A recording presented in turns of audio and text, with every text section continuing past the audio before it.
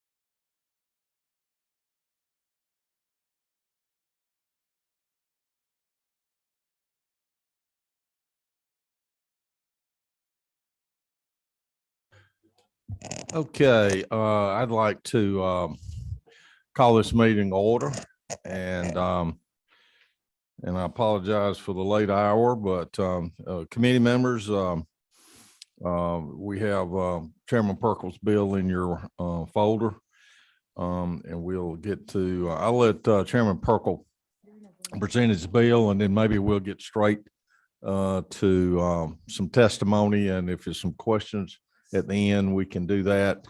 This very well might not be the only hearing we have on this bill. Depends on direction we want to go. Committee, you also have lots of written testimony in your packet that was submitted over the last week or so. Important testimony too. I hope you'll take time to read that. I assume many of these people cannot be here in person, but you can see the range of comments on this bill. So we'll get straight to it. Chairman Perkle, you have the floor. Thank all those that are in attendance. I've had many conversations about this bill. I thought it was just a simple little bill. It is a fairly simple little bill, but it has attracted a pretty good little amount of attention. I will direct you to the LC number on this one is LC 510120S.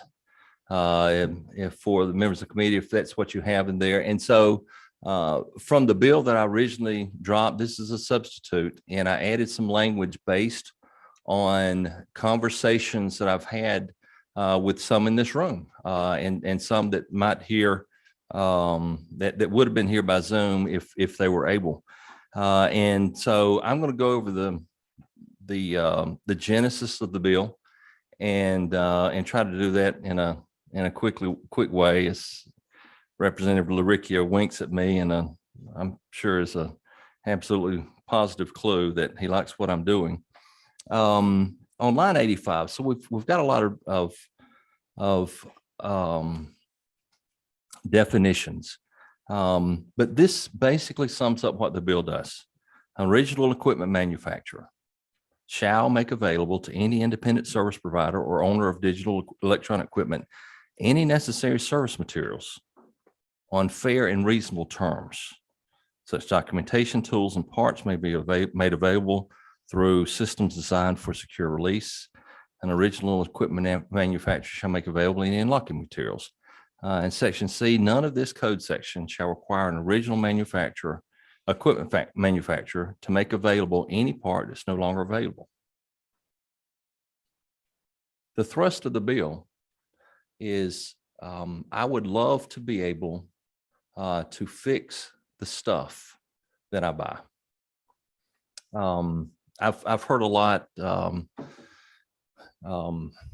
my friends at John Deere, and they are friends. I love the manufacturer. I love my dealers, and I have a lot of positive feedback from them. But I'm sure they may speak against it. I don't know. I'm not going to speak to them.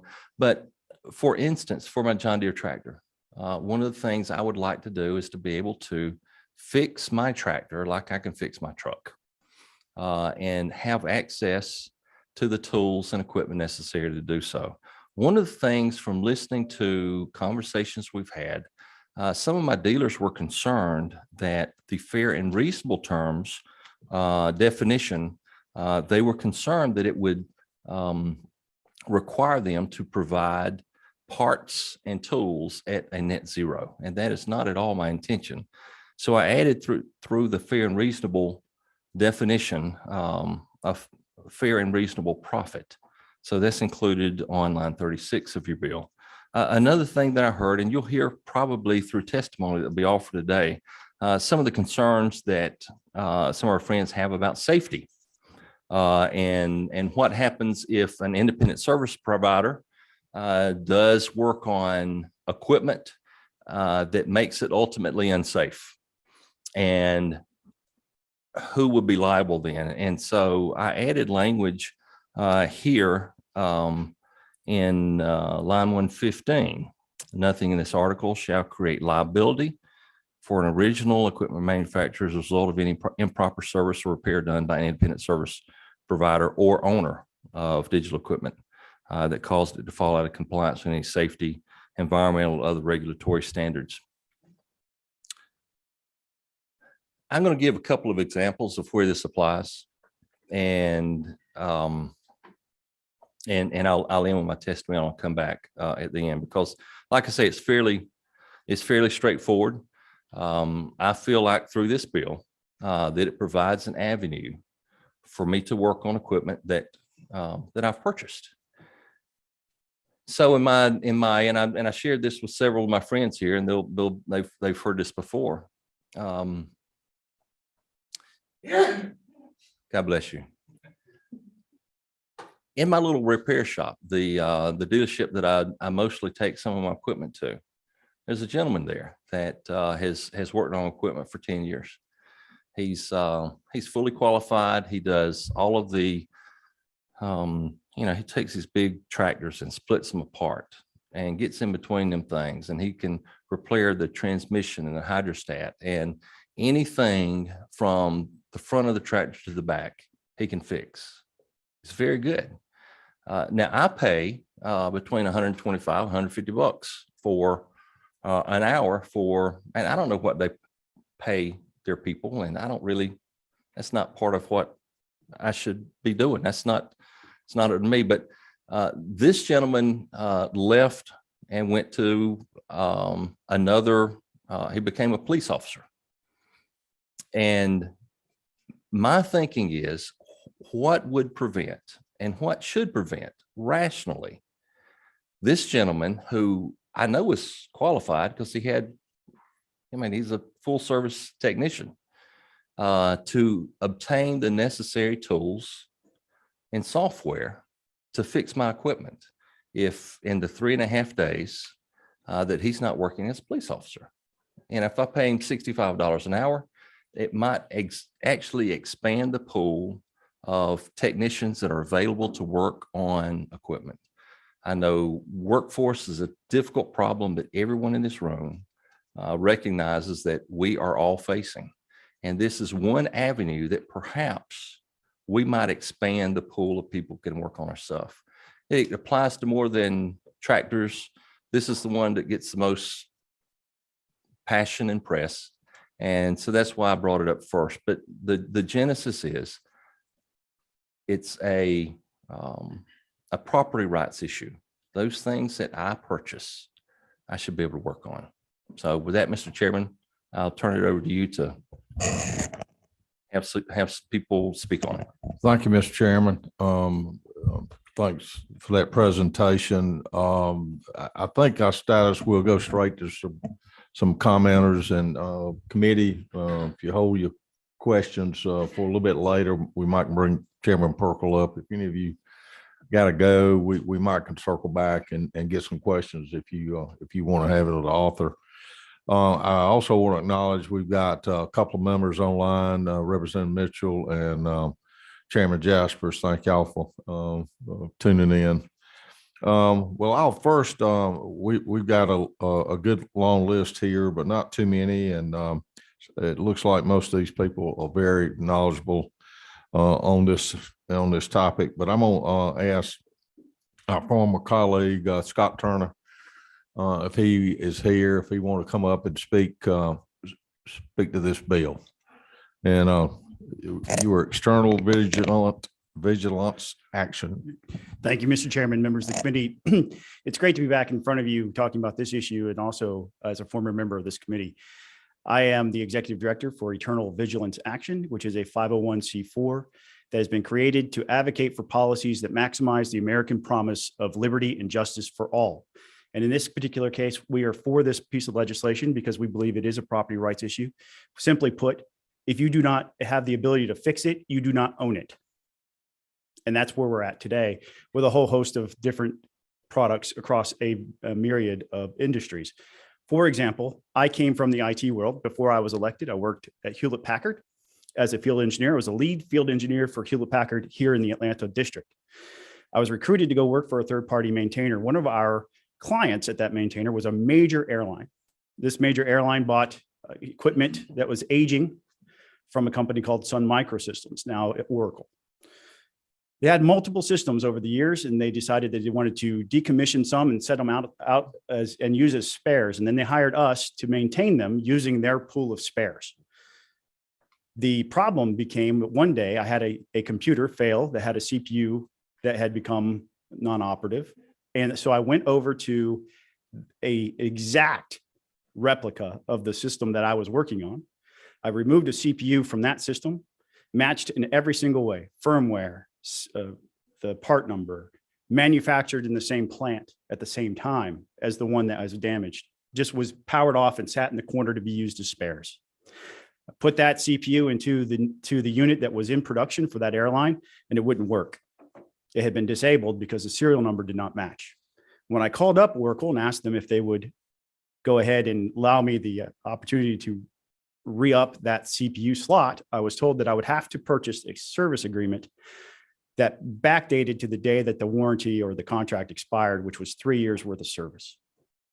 At this point, I had an airline with a production server down, and the only option I had was to buy a service agreement for a period of time that the customer did not have service from that manufacturer. This is a standard process for this particular company. It's not across the industry. But in that moment, I realized that this customer did not own that server. Sun Microsystems / Oracle owned that server. And we see that across various different industries. Most recently, or the biggest example for the average consumer in Georgia is a cell phone. The cell phone cracks. You're not necessarily going to be able to have it replaced or fixed by the person that you choose. And it's something I want to keep in mind here. And the thing that you probably need to keep in mind is that your vehicle, your car, is the most likely thing to be used as analogy in this example. So I'm familiar with the computer industry. That's where I came from, right? But think about your car. Your car, you have 3 tiers of support or 3 tiers of repair. And the first repair is you take it back to the manufacturer or the dealership. And that's your option. And if it's under warranty, you definitely want to do that because they're going to cover it for you. But once it's out of warranty, you have 2 other tiers of repair. The second repair is you hire somebody else to do it. That's not the manufacturer, an ASE certified mechanic, your uncle, somebody you trust. You can pay them for fixing your vehicle. And the third tier is you watched a Google video. You went to AutoZone, you bought the part, you figured out how to do it yourself. Those are the three tiers of repair. We're asking for those other two tiers to be open for other products, not just vehicles. You have that right with a car today. And no matter what you hear about intellectual property rights or access to firmware or code, the auto industry has figured this out. You have the right to repair because a state in this union figured it out. They passed a law. You have the right to fix your car. We're asking for that for everything else. I'll answer questions if you'd like, Mr. Chairman, or I'll yield back. We'll maybe do a couple of questions of each speaker and try to move on quickly. Chairman Watson. Thank you, Mr. Chairman. Good to see you, Scott. We've had many Likewise. discussions about this particular issue. Just out of curiosity, how much was that CPU that you worked on? What was the value of that? Around $2,000 at the time, the free market value on a used market for a computer that was 7 or 8 years old. And cell phone, I hadn't bought one in a long time, but my screen's cracked right now, by the way, and I can't get it fixed or don't take the time to get it fixed. But I would assume that it's there $800,000 if you buy one brand new. Depending on the phone, yes, sir. Right. And so I guess my question is, that's kind of a totally different category than some of the things that are implemented in this bill as far as money goes. I mean, we're talking about, $500,000, $1 million pieces of equipment that could be impacted by this bill versus a $2,000 CPU and a $1,000 cell phone. So I guess what's your opinion on that or response to that, and how we're talking about the same items? That's a huge investment. If I spend $1 million or somebody spends $1 million on a piece of equipment and damages it by modifying or repairing it themselves because of this, what happens, and what's your response to that? Well, my response is that the person who has $1 million investment has a proportional right, frankly, to pick which level of support and repair that they would want to have. This is a question in my mind of property rights. Just because a piece of equipment is more expensive does not mean that the manufacturer of that equipment continues to own any rights to the repair of that equipment when it breaks. So if I had $1 million piece of equipment, I think I'd be more wanting to have the ability to go pick who I wanted to fix it. Follow up, Mr. Chairman. But I guess part of the reason you pay $1 million is because of the warranty that goes with that machine for the time that you have it. So Right. if you tamper with it and make changes that are outside the parameters of the operation of that equipment, then you void the warranty. Mhm. So then you're causing a problem Yeah. for yourself and for others. This particular bill and the effort here is not necessarily dealing with warranty repairs. It's what happens when it's out of warranty. And if, as a consumer, personally, if I were the owner of $1 million piece of equipment and it was under warranty, I'm not touching it. I'm taking it back to that tier 1 levels of support. Because again, as I mentioned with the car, they're going to cover it if it's broken, because that's what you're buying, exactly as you say, with the $1 million. However, what happens when the warranty is expired? Does the manufacturer still continue to have any right to tell you, as the owner of that equipment, where you must take it in order to get it fixed? Thank you, Scott. I appreciate you coming. Thank you, testifying. Mr. Chairman, and the members of the committee. Appreciate you and your Okay. favorable consideration of the bill. Okay. Next up, I'd like to call my friend Roy Bowen, very distinguished head of Georgia Association of Manufacturers, been around this building a very long time. 39 sessions, Mr. Chairman. So thank you for coming. Welcome. Happy to be here. Good afternoon, Mr. Chairman and members of the committee. My name is Roy Bowen, president of the Georgia Association of Manufacturers. And on behalf of the association and manufacturers that are directly impacted by House Bill 1176 and those that may be by the precedent it would create, I respectfully ask that this committee not pass the bill.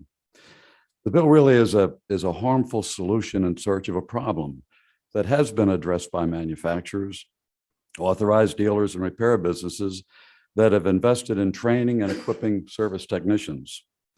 Repair information and diagnostic information and tools are available to equipment owners and repair shops to manage 98% of operational issues with farm equipment. the only information about equipment operations not readily available to owners or untrained, unauthorized repair technicians are portions of the embedded coding in complex machinery that are necessary to meet critical, and in many cases, federal government mandated safety and emission standards, which is proprietary. What is being requested in this bill is access to proprietary information and tools that will enable the owner of a piece of equipment or an untrained repair technician to modify complicated machine controls. It would allow for the modification of OSHA-directed safety measures designed to protect both operators and bystanders, EPA-mandated emission controls, and Consumer Product Safety Commission required standards to minimize product hazards. Original equipment manufacturers and dealers are also concerned about liability, despite what has been added in the substitute, that would inevitably arise from an accident or compliance action that is attributable to a modification of equipment that is not in accordance with the manufacturer's specifications. Even if found not at fault, the defense would be significant. Tampering with these complex machine controls could potentially void product warranties, leading to lengthy disputes over coverage, could really disincentivize extensive warranty coverage that would affect all purchasers and would diminish the residual value of a piece of equipment. With advances in technology that has been developed via the investment of hundreds of millions of dollars, comes a requirement for more highly skilled and trained service technicians. And these highly technical services are available through dealer networks and third-party repair businesses that have invested in training and diagnostic equipment. Original equipment manufacturers in the dealer network have not only invested heavily in manufacturing and service facilities here in Georgia, but they also have an investment in the integrity of their brand. And this right to modify legislation will enable harm to the integrity of a manufacturer's brand, which will inevitably lead to a loss of market and consequential loss of business and the jobs that business supports. I will tell you that the bill is also of significant concern to manufacturers beyond those involved with farm and construction equipment. The precedent set by this bill would be alarming to Georgia manufacturers of other complex and technologically advanced products, ranging from aircraft to watercraft, power systems to product handling systems, and medical devices. I'll close by respectfully suggesting that rather than focusing on the right to repair, that this committee focuses attention on the right to protect. Protect manufacturers' intellectual property rights. Protect against illegal tampering with complex technology. Protect equipment owners and bystanders from potential harm resulting from tampering, and protect Georgia's reputation as a state that embraces technology advances to keep Georgia businesses competitive and the jobs of Georgians secure.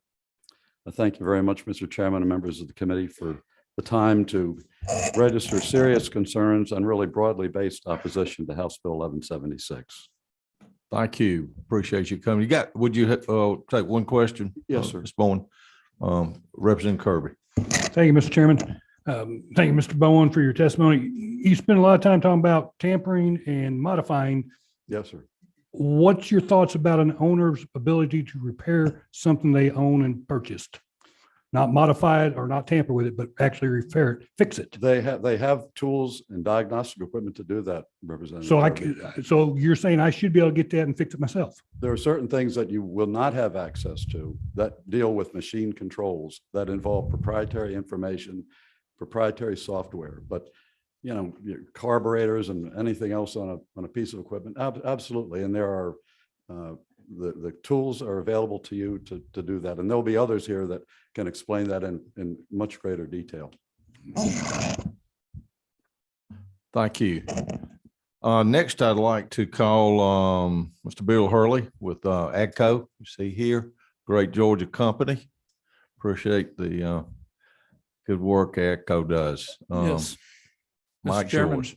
Appreciate and committee members appreciate the opportunity to speak with you today on behalf of AGCO. And Mr. Chairman, as you mentioned, we are proud to be a Georgia-based company with as a global manufacturer, 22,000 employees around the world. And Mr. Barnes did an extremely good job in articulating AGCO's position in opposition to this bill as well. And so the time I have, I would like to speak to the fact that this is not a simple piece of legislation, even though it may appear so on its face. It is an extremely complex piece of legislation. As you look at the systems that are on these pieces of equipment today, an average high horsepower tractor may have in the neighborhood of 2.5 to 3 million lines of code. When you alter just one of those lines of code, it has significant safety impacts because all of the systems are tied together, the transmission, the brakes, those types of things. And so that's where we come from when we say there is a concern around safety. As you look at the emissions side of this, those systems are there because we're required to have them by federal law. And but the last point that I want to make is around the parts. And it is very concerning to us as a manufacturer to think that we're going to be dictated by law to whom we wholesale parts to.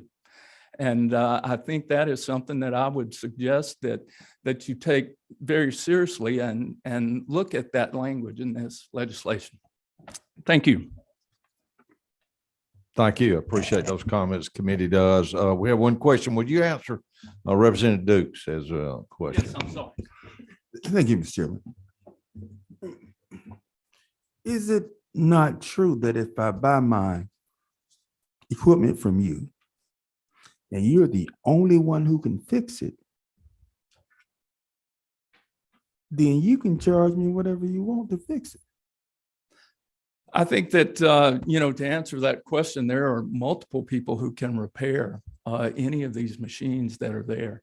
As mentioned, 95 to 98% of all of the items that would need to be repaired on one of these pieces of equipment, that's available today. Many, many, many tools, service publications, those types of things are available to be purchased. There are manufacturers provide or have available diagnostic tools. There's actually third-party diagnostic tools that are available to be able to diagnose issues. The issue is the availability to reprogram and modify these systems. If I look just from AGCO's standpoint today, 68% of all the parts that our dealers sell are over the counter. That means that 68% of all of the parts customers buy today to do their own repairs. So that's available. Would the gentleman further you for another question? Yes. I guess this is the part that gets me. It's my tractor. And whatever I want to do with my tractor, I should be able to do with it if I want to. So that's the part that I'm having to reconcile. If I tear it up in the process of fixing it, it's my tractor. So why can't I fix my tractor? As I said respectfully, we definitely respect and support a customer's right to repair their machines, but not to modify. Thank you. Got one more question, Representative Camp. Thank you, Chairman Dickey, and thank you Yes. for your testimony. I had a question. You just mentioned 68% of the parts are sold over the counter. Mhm. So does that mean that the 32% are only available to AGCO dealers? No, that just means that 68% out of the total of 100% are purchased today over the counter with people that would be doing repairs outside of the dealership. The other repairs or parts would be consumed by the dealer themselves in the repair work that they do. That does not mean that those parts are the 32% are exclusive to a dealer. All right, thank you for clarifying. I was Yes. a little concerned when you said that, Yes, so that no, makes no, more no. sense. Thank you. Okay. Thank you. I see no more questions right now. If we have some more later, we'll do it. Next, I'd like to bring up another statewide organization, Georgia Agribusiness Council, Will Bentley.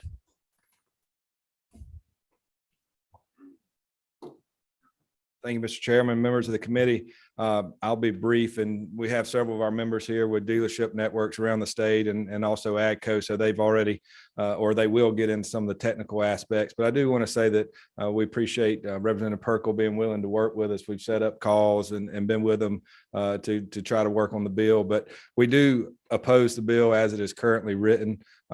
We see a lot of issues with it when it comes to proprietary information and a lot of the safety and emissions standards that are built into this equipment that we really could see would be vulnerable if you're allowed to modify and manipulate some of that stuff on your tractor. We do, as you will hear, have a lot of our manufacturers and dealership here, but I also want to talk about some of the problems that we hear from our implement makers, the equipment that goes behind the tractor. A lot of those folks have huge problems with the bill. When you manipulate that tractor up the horsepower, up the PTO speeds, you really do a lot of damage to the equipment behind it. Some things that aren't considered when you start running a tractor that's supposed to be going at 5 miles per hour as you're spreading fertilizer. Now it's going 7. There's a lot of things that can go wrong there, a lot of equipment that can be torn up. So as a group, we just want to be on record of saying, the current version is something that we would hope that y'all will not pass.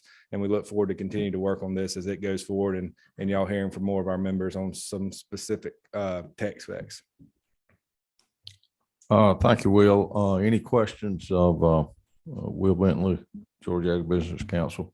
Thank you.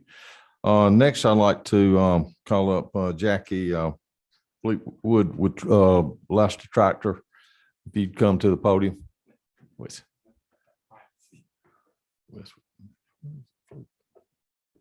Eastwood. Thank you, Chairman Dickey. First of all, I'm going to clarify. I'm Jackie Fleetwood. I live in South Georgia. I work with Tidewater Agricultural and Construction Company. We're a dealer. We got 12 locations in Georgia, and we got other locations all throughout the Southeast. So, excuse me, I'm here to oppose this bill, this House Bill 1176. We've looked through it, and I've got a long list here, but due to time constraints, I'm not going to go through all of this. Listening to a lot of the testimony today, I think it's getting hung up on the difference in ability to repair versus what we're concerned with. And what we see on a day-to-day basis is people wanting to change some of the codes, some of the EPA emissions that are required by us to make sure that that piece of equipment, if it leaves our shop, that it is up to standard that we are governed by. I just want to say that we are here, we support our customers to be able to repair their products, to whatever they buy from us. My company offers, and the manufacturer that we represent, we offer the tools. I've actually sold several of these tools to other independents that they can work on this.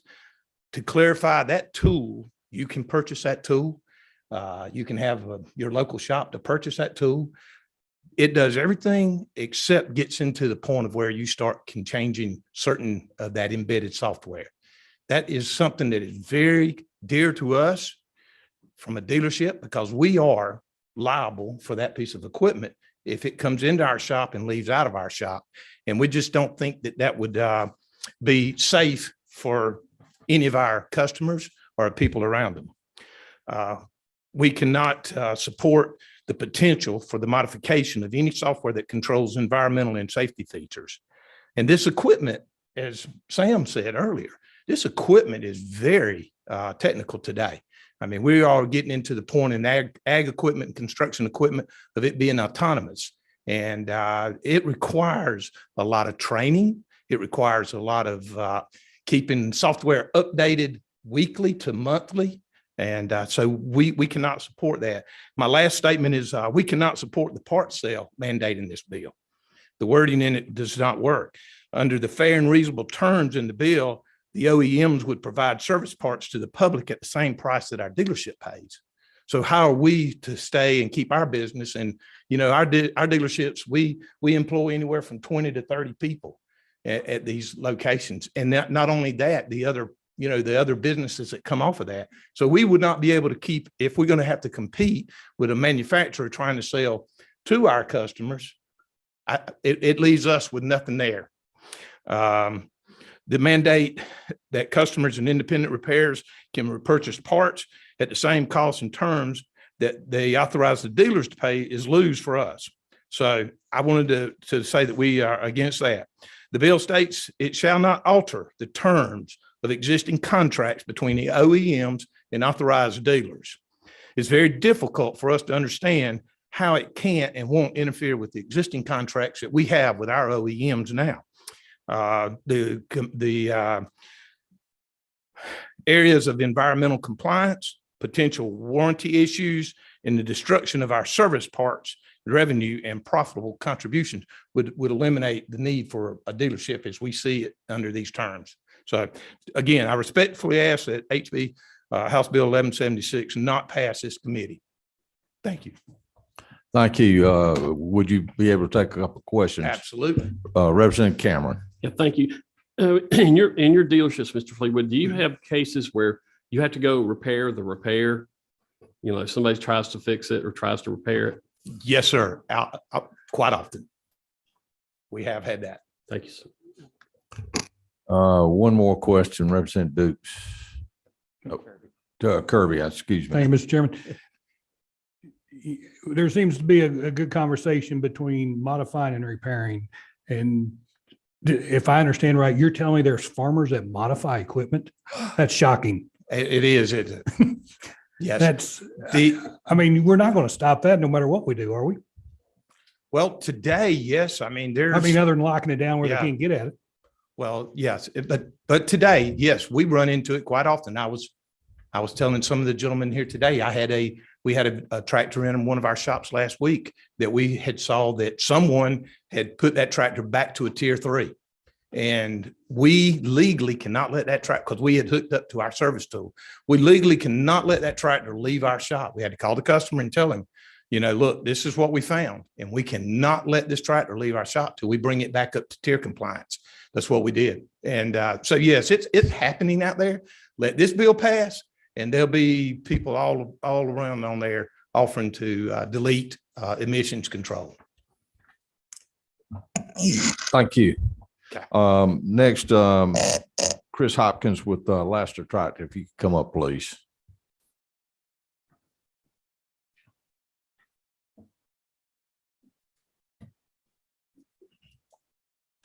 Thank you, Mr. Chairman, members.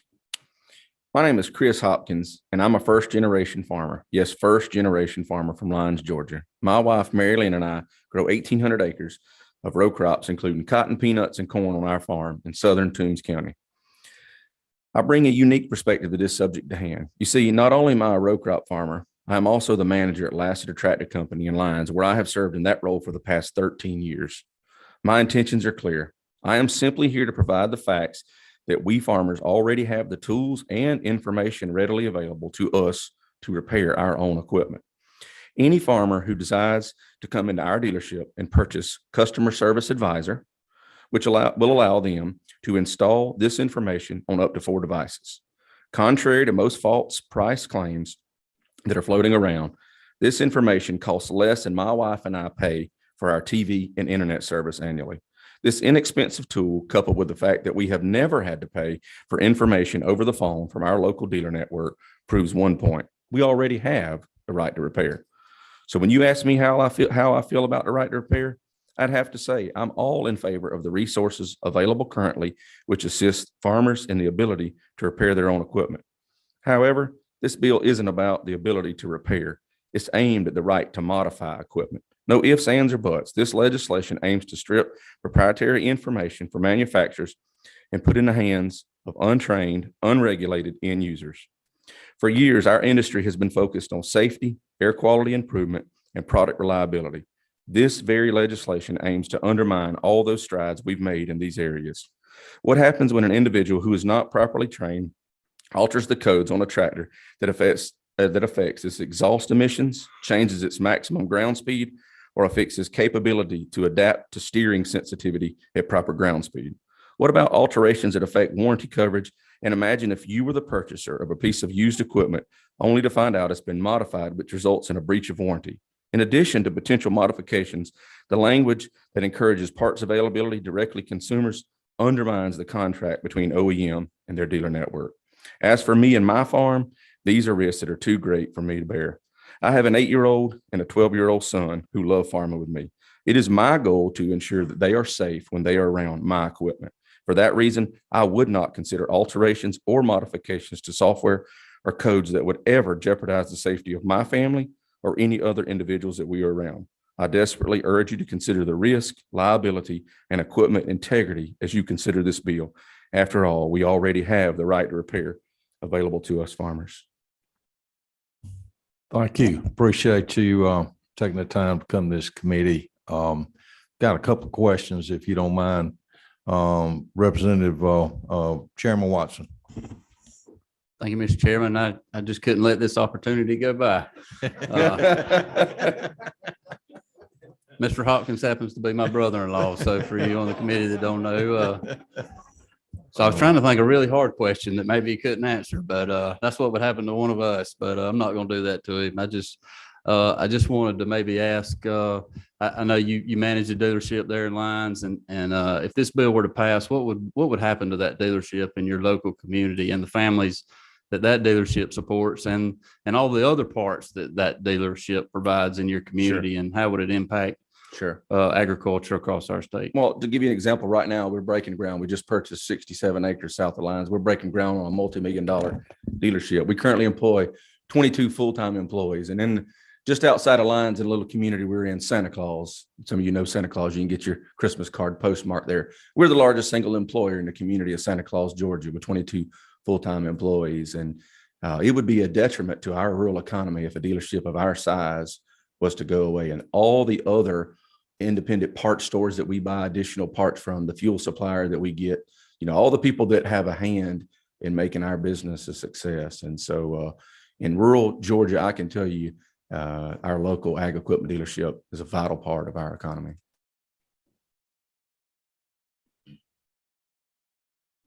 That's it. I'm gonna let him off easy, Mr. You're Chairman. easy.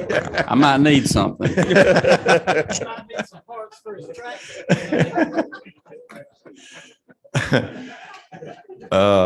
Florida to Meeks. Thank you, Mr. Chairman. Mr. Hopkins, thanks for being here today. And to fully disclose, I'm a longtime friend of Mr. Hopkins, served on another board with him. And you and I talked previously about this legislation, and you do bring a unique perspective because you both manage the dealership and farm as well. And I think some of what we may be missing is that with continued escalating costs for both dealerships and for farmers, that farmers are looking for ways not to cut costs, but to maintain equipment. And with my particular case, located in extreme Southeast Georgia, and if we have to have a service technician come from an hour or two away, service call on top of it may be $180 to $200 before a technician ever touches my tractor, only to then tell me it's a $30 sensor. And so I think that's some of the pent-up frustration that we're hearing from growers as to figure out how do we save that $150 or $180 just to replace a $30 or $40 sensor, which I'm going to buy from you anyway because I can't get it anywhere else. So I think that's part of what we're talking about here, and you and I have talked about that to figure out what is the best way to try to address some of those issues. Sure. Yep. And I completely understand where you come from, Stephen. You're over an hour away from our dealership, and completely understand it. But we have tools such as RDA, remote display access, where you can call our local service manager. We can tap into your machine at no cost to you, and we can read that code or that error that you're getting and offer a recommendation. It is a free service that we have. So, part of this new technology that you're seeing is we're trying to do that because just like every one of you in your business, we're limited on staff. And so not only is it a cost financially for you, but it's a time loss for us if we have to drive an hour there and back to change a 3-minute sensor. So, our industry is making strides to try to be able to do as much of that remotely as we can for both your interest and ours. Go ahead. I do appreciate the ability for John Deere to call me and tell me when a tractor's been idling for more than an hour. That means that my worker's not doing something. That's right. That's right. Thank you, sir, for being here. Thank you. Representative Mathis. Yeah, thank you. I just have one question. He's got one ask. more question. Yeah. I got a 756 Farmall International diesel, so I don't have to worry about all the technology. So I can get out there and put a light on it to crank it up, all that kind of stuff when it's go. But here's my question. I'm in an agricultural part of the world too, Blackett County, have a lot of farmers. The thing that bothers me the most is I had a farmer talk to me the other day that he had a service technician that was qualified and came from the manufacturer of the equipment. It was out of warranty.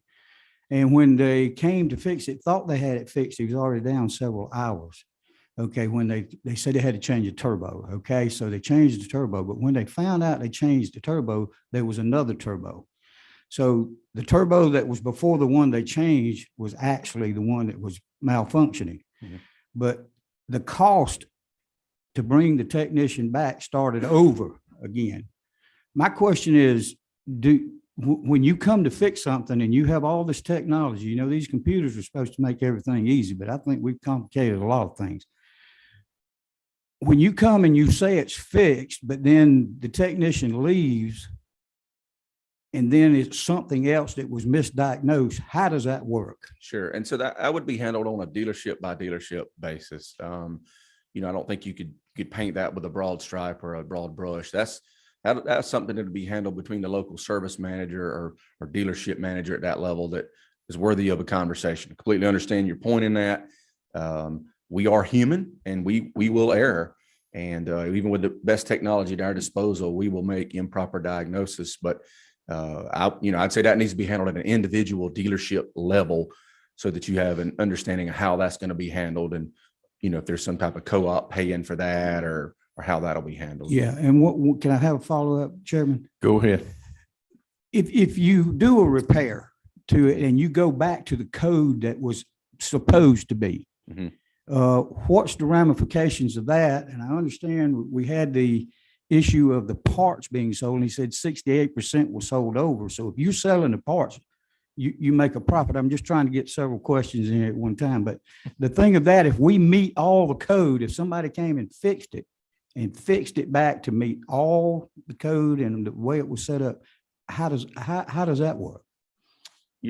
I guess I'm not following you 100%. If he came in the same situation with the turbo, you're Well, asking? not necessarily turbo, but any other system on that tractor, if it was repaired and put back to the exact specified code as it came out of the factory and as it was when it was in warranty. Because I think most of this is what we're talking about is after warranty's over. It's not during the warranty, because we definitely wouldn't touch it during the warranty. You would be surprised, sir. Yeah, but I'm just saying, I think that's what this is dealing with is after Right. people on warranty. But if it's put back to code, tell me, is there a problem with that with the manufacturers? And No, there would be no issue with putting it back to code. I mean, just the time that's involved and if there's additional parts to put it back to spec would obviously be on the operator. And that's why, I put in there the clause about, imagine you being the purchaser of that equipment as a secondary user, only to Sure. find out that liability is on your back now. Just further complicates the situation. Thank you, Thank you, Chairman. Mr. Hopkins. Appreciate it. Yes. Appreciate you coming. We're gonna keep moving on. Got, I think 2 or 3 more. We'll stay with our tractor folks. Will Mason Tractor Company.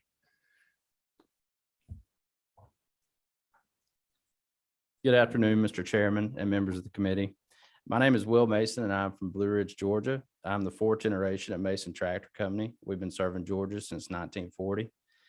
We have 6 locations around Metro Atlanta and North Georgia, where we primarily sell Kubota, and we employ around 120 people. I do not think the right to repair legislation is necessary for our industry. Currently, most everything a customer would need to diagnose or repair their equipment is already available. This includes operator and technical manuals, diagnostic routines, tools, parts, schematics, as well as electronic service capabilities. Legislation is not needed to require us to provide things that are already available in today's market. Our business has made a large investment in parts inventories, employee training, tools, service trucks, etc., to ensure our customers can remain up and running.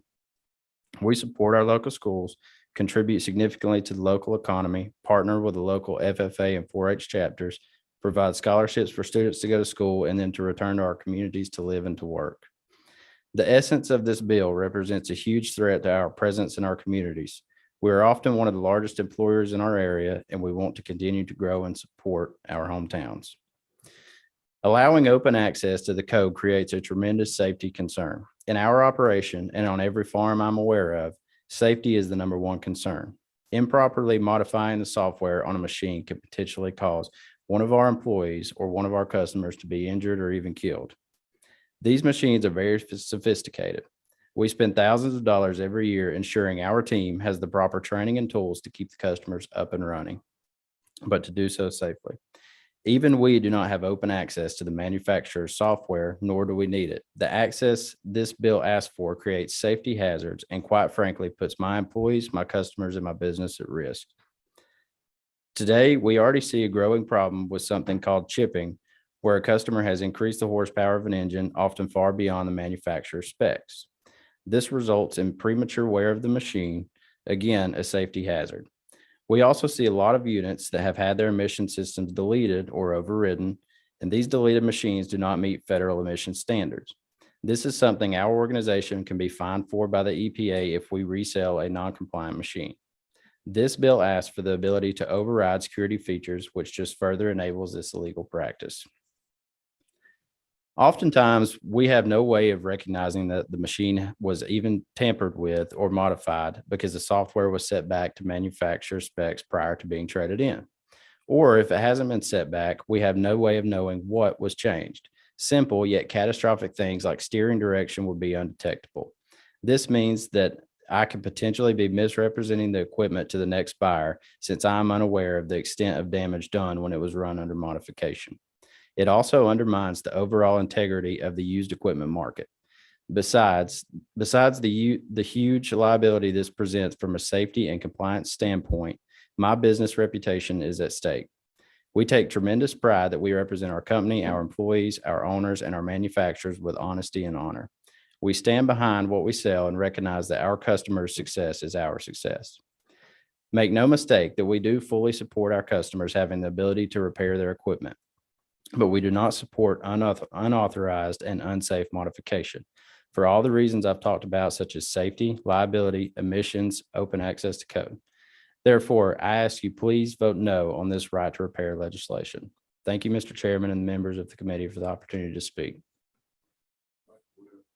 Thank you. I appreciate you being here. Got a great dealership. Thanks, sir. Any questions? If not, we'll move on. Got a few more. Ryan Pott with Yanmar. Thank you, Mr. Chairman. Thank you for being here. Thank you, Mr. Chairman, members of the committee. My name is Ryan Pott, and I'm here on behalf of Yanmar. Yanmar has a strong and proud presence in Georgia, involved in tractors, UTVs, and as well as compact construction equipment. And we would respectfully request that you not pass this legislation and assert our position of opposition. I've heard a couple statements that I would like to respectfully address and support. Number one, this is not simple legislation. This is not simple legislation at all. You can try to package it that way, but the words or lack of words or sentences don't make it simple or complex. It's the consequences of the legislation that make it complex. You can try to package it as simple, but when you open the package, it has complex consequences. Foremost, there's been a lot of talk that the right to repair is needed, as has been evidenced by several people here today. That right to repair already exists. That is a Trojan horse in order to extract information, highly sensitive proprietary information, in order to modify the equipment, not repair it. We have features and technology today where, as referenced earlier, we have Smart Assist Remote that is attached to the machine, that is an option for the consumer, where a technician doesn't have to come see you, sir. We can read it and inform you of it at no cost because that's what we want to do to support our customers. What we don't want to do, and I've heard that this is an issue of property rights. I respectfully disagree. This is an issue of property safety. No one's saying that you don't own your car. I can use the same logic that's been asserted here today to suddenly find out, I guess today I learned that I don't own my automobile based on some of the logic that's being asserted to support this bill. That is not in fact true, as we all know as well. These are not computers or calculators. We're hearing isolated, extrapolated, or unrelated instances in order to impose blanket requirements. This is not our mother or father's tractor either. These are highly sophisticated, highly developed ECUs and control systems, much like on an on-road vehicle. These are set specifications, including safety, CPSC requirements, including that which is compliant with federal and state emission standards. We would essentially be required to provide the means for dangerous and perhaps illegal modification. And the percentage that's involved in this is so low because, as you've heard from firsthand remarks, 98% of issues that arise with the tractor, you don't need to crack into the ECU. You don't need the software. The tools are available. The parts are available. This is overly broad, overly heavy-handed, much akin to an axe as opposed to a scalpel. The warranty impact of this legislation is also apparent. We cannot ensure that the untrained work will be proper to maintain the warranty coverage. Certainly, if you allow an untrained person to modify, or for lack of a better term, Frankenstein a piece of equipment to their desires and whims, then that's certainly going to invite coverage disputes. That's certainly going to create a quagmire when it relates to warranty coverage for these products. And what about the secondary user? As evidenced before, what about the person that comes into secondary ownership of this equipment, not realizing what the first owner did to it because he wanted a right to modify it? We're lacking controls. Damage or injury invites the increase of risk for damage or injury is invited. You give somebody the means to take off a governor restriction or alter the speed of a UTV that is used in a work site and governed by OSHA requirements. But that person wants to take the ECU or the software and override it so they can make that faster. What implications does that have at a work site when people are allowed to modify machines outside of the parameters of the very safety measures that were legislatively put in place? Disclosure of highly proprietary specifications and data. This information has received a significant developmental and technological investment. And it seems like the approach is, well, that doesn't really matter. Well, the reason that this is substantially invested in is because it's part of the marketplace competitive edge. If we all had the same cookie cutter and we all made the same cookies, it's not very competitive. Okay. And that's it's basically a request to disclose that information at a high level and basically eliminate the competitiveness of the playing field when it comes to highly technical information. So in closing, I'd like to state that the intentions of this legislation are and continue to be voluntarily achieved without the need for broadly encompassing legislation that will only operate to compel continued debate of what extent a manufacturer will be required to provide the proprietary means before loss of any competitiveness, while at the same time providing the means to an end user to potentially injure themselves, void their warranty, modify specifications, and compound the harm that could easily have been addressed by a trained technician. Thank you very much for your time. Thank you. I appreciate you coming. Have you got a copy of the bill? Do you have a copy of the bill? Not on my person. We don't have the substitute. Oh, okay. Well, it's just some language in there that speaks to some of your concerns. I just might want to circle back if some of the language in the bill takes care of some of your concerns. I'd just be like later or some kind of testimony whether the language in the bill addresses your concerns. There's some lines there. I will certainly take. Thank you. Seeing no questions, we've got a couple more speakers. We'll get off. Ken Peck. Thank you. Ken Peck, Georgia Association. No, Smart Third Party. You could keep it short. This crowd is getting short. Thank you. Because appreciate the opportunity, Mr. Chairman and committee. We come from a different side of the business, but we're an IT company. We're a third-party maintenance company. We're headquartered in Peachtree Corners, Georgia, and we do repairs globally. And the thing that I find interesting is this that keeps coming up with modify. I was just sitting there thinking, it's very interesting. I'm glad I was asked to come down here. We must have some of the smartest farmers here in Georgia.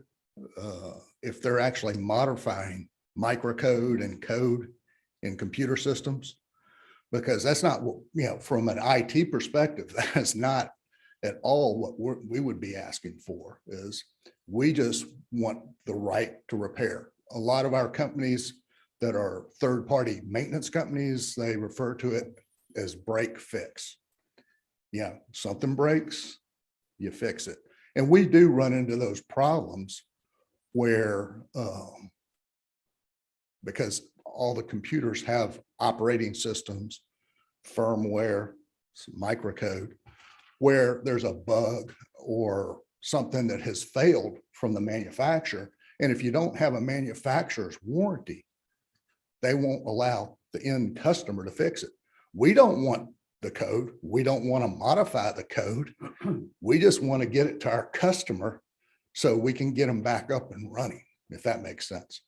That's basically, what we do. We repair servers, networking, and storage, which is, where all the data is kept.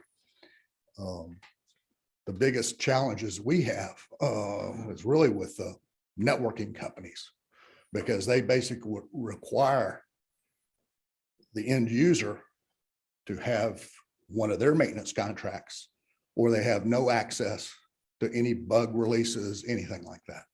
Thanks. That's all I got. Thank you. Thank you. Any questions? I think he brings up a good point that occurred to me during the conversation. It is a lot of difference in my mind between repair and modify.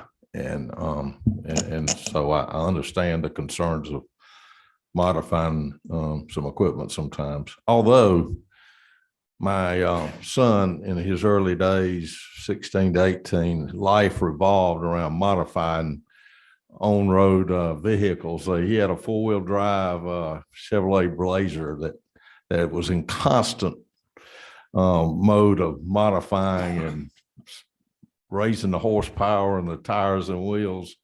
And I'm kind of surprised some automotive folks are not here. I don't know if they've got concerns, but it's a lot of automotive modification going on out there every day. Two more speakers, three, Misty Holcomb with Entertainment Software Association. If you'd come up, please. Thank you. Thank you, Mr. Chairman, members of the committee.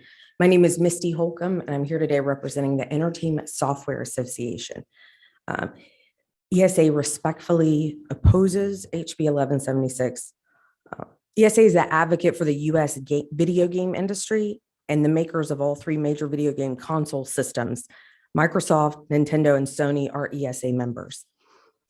People who play video games represent a diverse cross-section of the United States, spanning every age, gender, and ethnicity.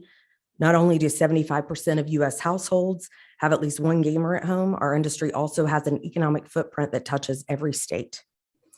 Georgia's become a hub for video games, video game publishers and developers. And today, Georgia's home to more than 32 game publishers, 14 college or university game design programs, 6 collegiate varsity esports teams with additional teams at the high school level, and a total economic impact of over $800 million. So it's a little bit different than what we've heard today so far. So this is the part I think is important.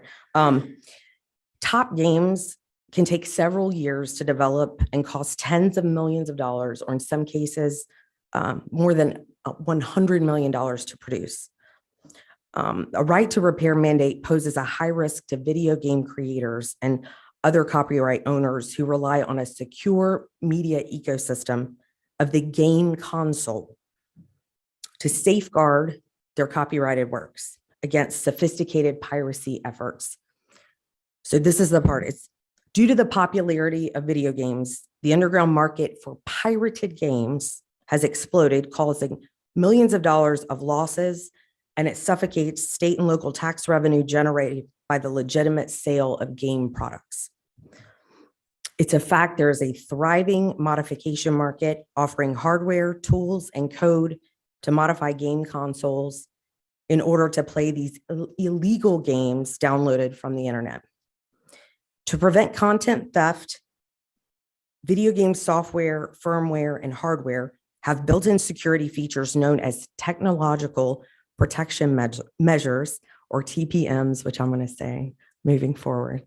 If we all know TPM, so I don't keep messing that up, to prevent the play of unauthorized video game content and access to other content. And these help create a secure media platform. Sharing hardware schematics, sensitive diagnostic information, tools, and security-related reset codes with unauthorized third parties would compromise the security of the entire platform and harm the console makers and copyright owners. And information released worldwide cannot be clawed back. This is an important part I want to note before I finish. Section 1201 of the Digital Millennium Copyright Act, DCMA, prohibits, is that me? Okay. Was that me? Prohibits the trafficking of tools used to circumvent technological protection measures, such as those protecting video game consoles. So in the recently concluded 8th Triennial Section 1201 protection measures to the video game industry, the video game industry spends significant resources to remove pirated and other illegal content from the internet. This decision demonstrates the Copyright Office's continued acknowledgement that access controls on video game consoles uniquely serve the important purpose of preventing copyright infringement, stating that, I quote, "Limiting console repair in this manner appropriately balances the specific adverse effects experienced by users against the video game industry's legitimate concerns over links between console circumvention and piracy."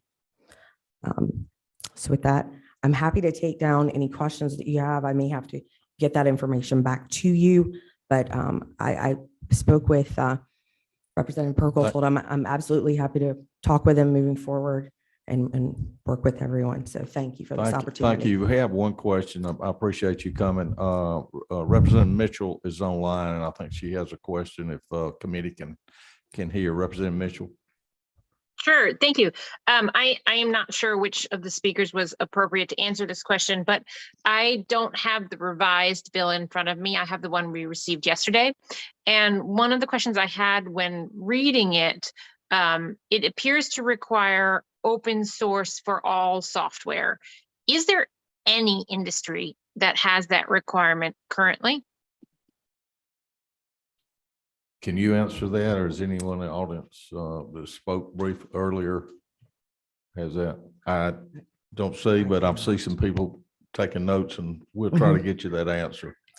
Excellent question. Oh,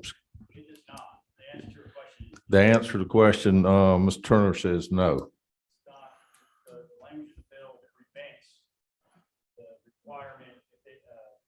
Not require somebody to give out tools that would gain access to proprietary information. Okay. Thank you. We're gonna move to our next Thank you. presenter. Ashley Holton with Georgia Bio. Is Ashley? There you are. Hey, I realize I'm the only thing standing between most of you and getting home, so I'll keep this brief. I'm Ashley Holcomb. I'm here today representing Georgia Bio, and Georgia Bio is a 30-year trade association representing the pharmaceutical, medical supply and device, and biotechnology companies in Georgia. And today we are here representing our medical technology and device companies to share their concerns about HB 1176. Before I get too far into it, I do want to thank Representative Perkle and Chairman Dickey, who have met with us about our concerns. We are very hopeful that we can find a solution that satisfies everyone. So we're just grateful to them, and we hope that we can continue to work with you, and thank you for that. Several comments have already been made today about cost of equipment that we're talking about, and medical devices and technology is obviously going to be one of those higher end items. Some of these pieces of equipment are highly specialized, costing multi-million dollars, and they have to adhere to rigorous quality, safety, and regulatory requirements from the FDA's quality systems regulations. And they pose a great risk to both patients and operators if they are serviced incorrectly. Our OEMs are required to adhere to these federally mandated regulations designed to ensure patient safety. And these same regulations extend to anyone authorized to repair covered medical technology and require reporting of any malfunctions or defects associated with the serviced device. Similar requirements are not placed on unauthorized party service providers. And to that point, the FDA actually issued a report documenting more than 4,300 adverse events, including 294 serious injuries and 40 fatalities that they attributed to or likely due to unauthorized servicing or repairs.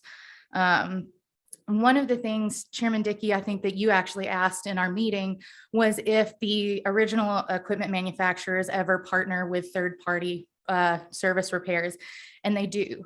So that does extend, gives a few more options. The difference is that with these licensed or these partnerships that our OEMs are partnering with these third-party repairs, they are actually taking on the responsibility of ensuring that these third-party servicers are trained, receiving the FDA updates, and receiving information on any advancements or changes that have been made to any of this equipment so that they're constantly up to date. That's all that I have right now. Again, we look forward to working with the committee and hope we can find a solution. Thank you. I appreciate you coming. This bill does touch a lot of different industries, and yours is a very important one. So thank you for coming. Have one more speaker, and then we're going to ask the author to come back. Jake Matthews from Georgia Farm Bureau. If you could come up and give Farm Bureau's position, I guess, on this. Thank you. Thank you, Mr. Chairman and members of the committee. As I said, I'm Jake Matthews. I'm with Georgia Farm Bureau's Public Policy Department. I'll try to be pretty quick. Farm Bureau is supportive of House Bill 1176 and the right of farmers to repair and maintain their equipment that is their own personal property. This policy position and my testimony today strictly deals with the farm equipment side of the issue, and specifically with what our members who are out there every day are seeing kind of on a day-to-day basis. Farmers always have been and still are very good at fixing and working on their own equipment. However, over the past decade or few years, the equipment's become increasingly complicated and relied on computer systems.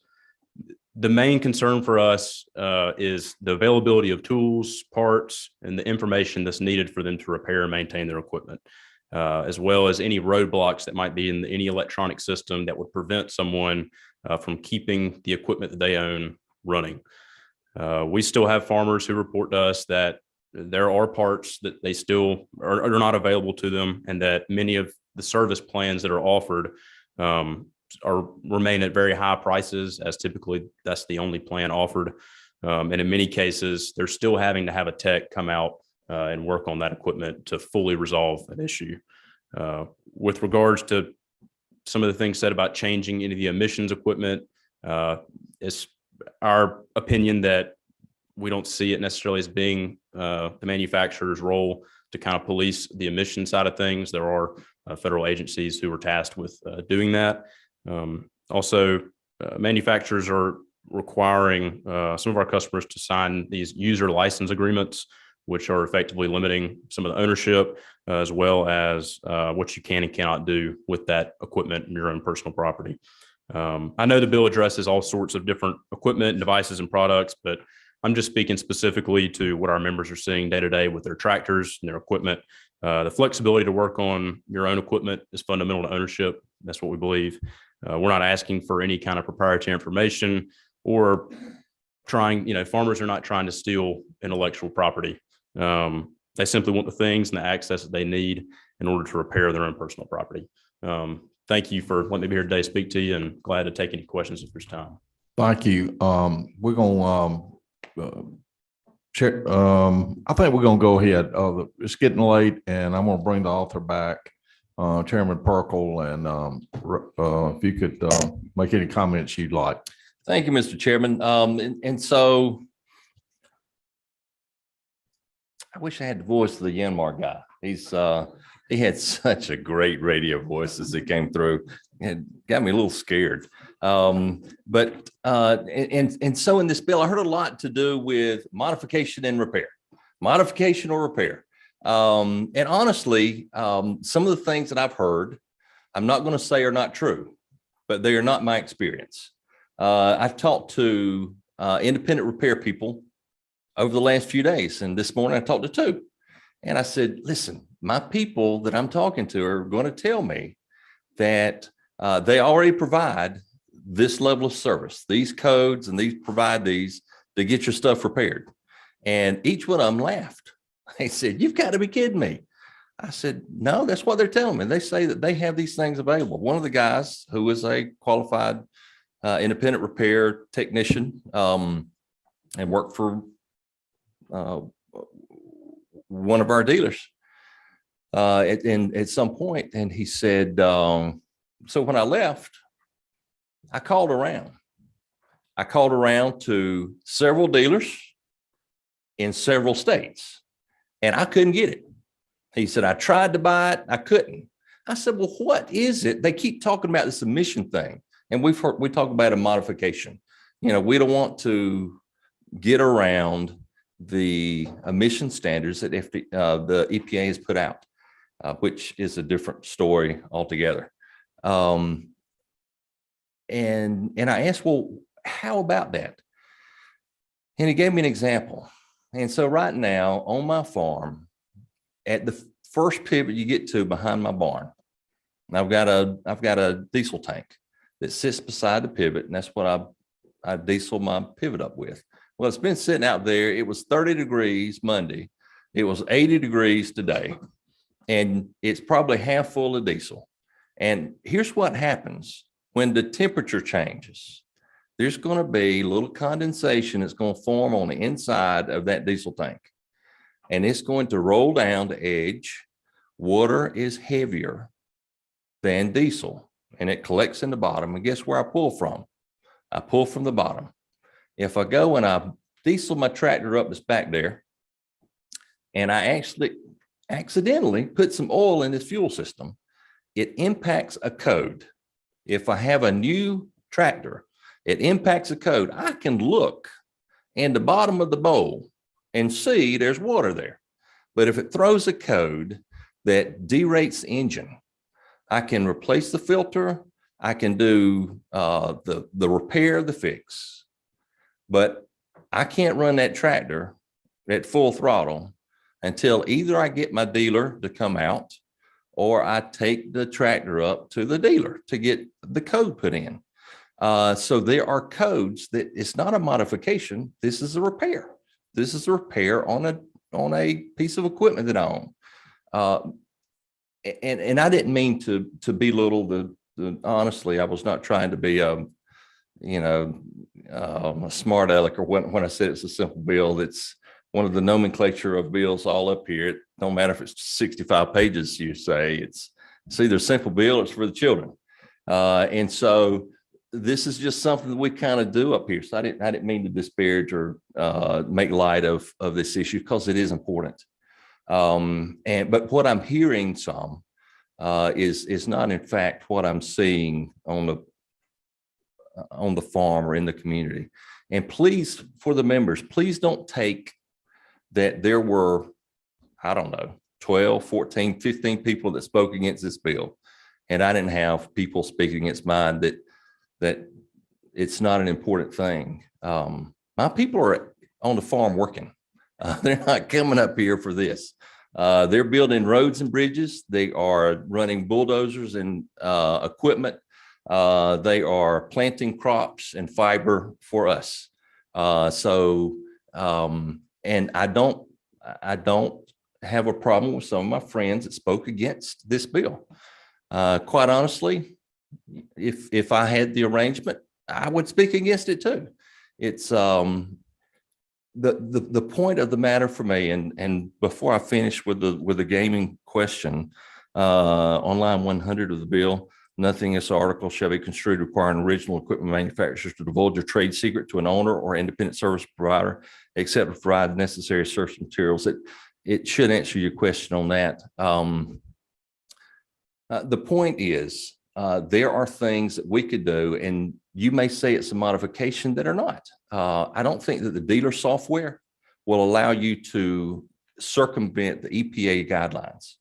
And all I'm asking for is the ability to purchase, not at a net zero. I included profit at a fair and reasonable terms to purchase the software and the tools necessary to fix the equipment. The provisions that I've added, I think, make it more palatable to some in the room about the hold harmless language and the ability to earn a profit on the tools and stuff. But I think it's important that we can provide these things for our farmers, for our construction leaders, and for independent service repair people. The nothing in this bill allows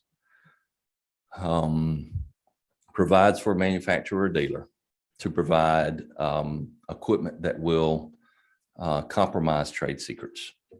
Quite honestly, I don't know of any dealer that is code word clearance, that they have, super duper top secret code word clearance, that they have access to the machine. And so I think we should have available the tools necessary to fix. I still love my dealership. My tractor right now is at my dealership to get fixed. Just because we have,